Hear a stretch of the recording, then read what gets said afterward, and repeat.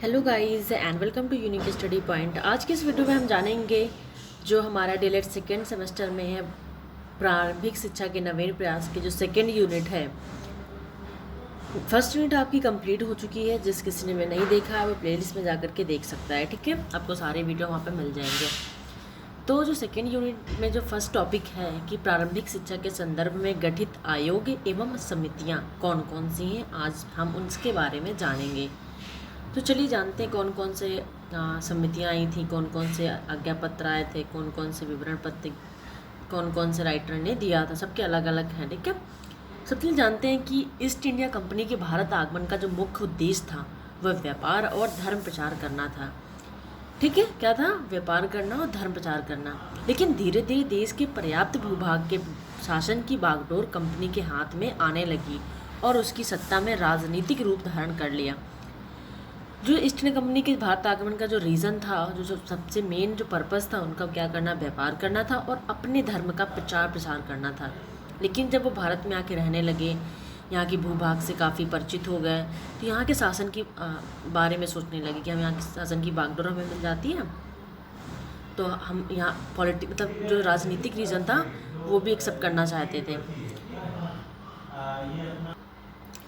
अपनी इस सत्ता को चिरस्थायी बनाने के लिए कंपनी द्वारा भारतीयों की शिक्षा के प्रति ध्यान दिया जाना अनिवार्य हो गया।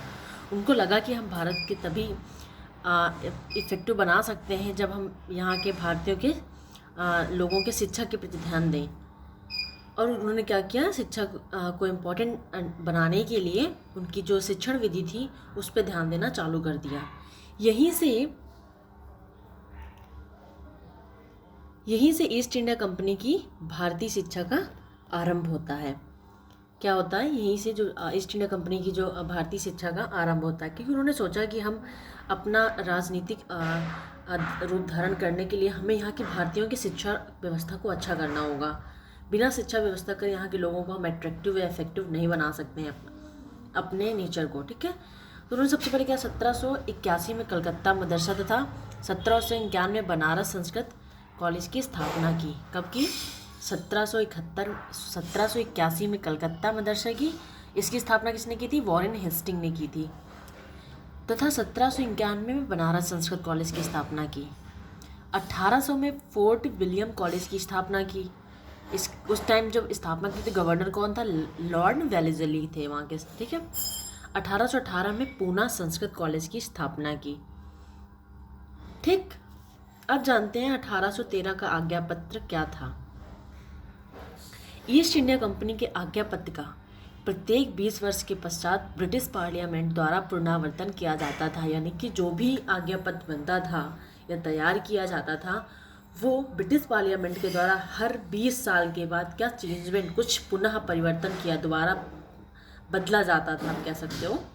ठीक है, इस पत्र ने अंग्रेजी शिक्षा प्रणाली का सूत्रपात करके भारतीय शिक्षा को एक नई दिशा में मोड़ा। शिक्षा सन 1813 के आज्ञा पत्र की 43वीं धारा ने भारतीयों की शिक्षा का उत्तरदायित्व कंपनी को दिया। कौन सी धारा थी? 43वीं धारा। कब? सन 1813 में। और उसने उनकी शिक्षा पर प्रतिवर्ष कम से कम 1 लाख रुपए व्यय करने का आदेश दिया।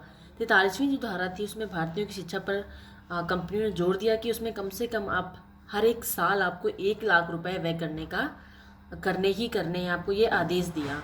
ठीक है, तो आज मैं अपनी वीडियो यही समाप्त करती हूँ। नेक्स्ट वीडियो में आपको मैकाले के विवरण पत्र के बारे में बताऊँगी।